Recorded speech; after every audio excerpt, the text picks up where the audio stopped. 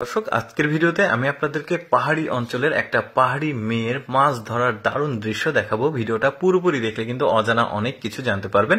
দেখুন, এটা একটা পাহাড়ি অঞ্চল, আর এখানে একটা পাহাড়ি ছোট্ট অগভীর নদী আছে, আর এখানে একটা পাহাড়ি মেয়ে সে এই অগভীর নদীতে বুদ্ধি খাটিয়ে একটা ফাঁদ তৈরি করবে, তারপরে সেখানে প্রচুর পরিমাণে মাছ আসবে, সে মাছগুলো সে ধরবে। কিভাবে বানাচ্ছে আমরা সেটা দেখি, বাকি ডিটেলস একটু পরে জানাবো।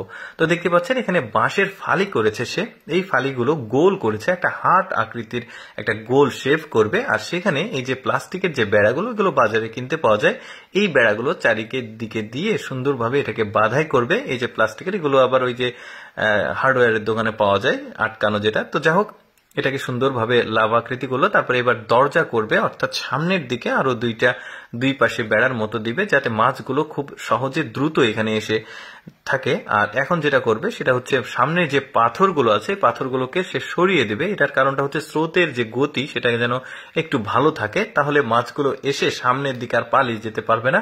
গতিগুলো যত বেশি থাকবে মাছ কিন্তু তত বেশি এখানে আটকাবে।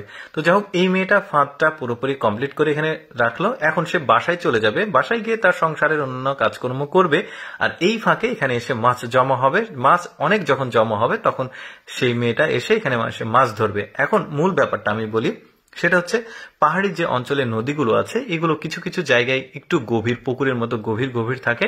তো সেখানে প্রচুর পরিমাণে মাছ থাকে।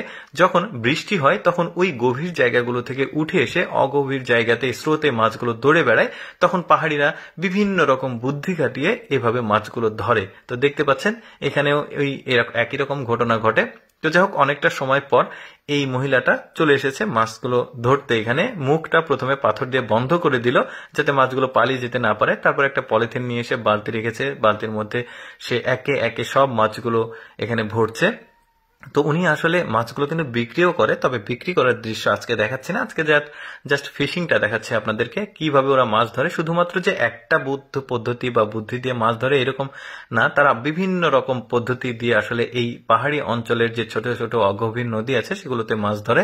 তো দেখতে পাচ্ছেন মেয়েটা কিন্তু অনেক মাছ পেয়েছে। ম্যাক্সিমাম মাছ কিন্তু তাদের কার্ফু জাতের মাছ হয়, তারপরে নয়না নামে একটা ভেদা নামে মাছ আছে, সেই মাছগুলো হয়। তবে আজকের এই মাছগুলো কিন্তু বেশ চমৎকার বড় সাইজের মাছ সে ধরছে। এই যে দেখতে পাচ্ছেন অনেকগুলো মাছ পেয়েছে। পাহাড়ি নদীগুলোতে কিন্তু প্রচুর পরিমাণে বিভিন্ন রকমের মাছ পাওয়া যায়। দেখতেই পাচ্ছেন বেশ চমৎকার ঝর্ণা থাকে, তারপরে পাথর থাকে, পাথরের ফাঁকে ফাঁকে আবার অনেক মাছ পাওয়া যায়। আমি কিন্তু মাঝে মধ্যেই পাহাড়ি মাছ ধরার দৃশ্যগুলো আপনাদেরকে দেখাই, যেমন আজকে এই পাহাড়ি মেয়েটার মাছ ধরার দৃশ্য দেখালাম। দর্শক, কেমন লাগলো আজকের ভিডিওটি অবশ্যই কমেন্ট করে জানাবেন। আর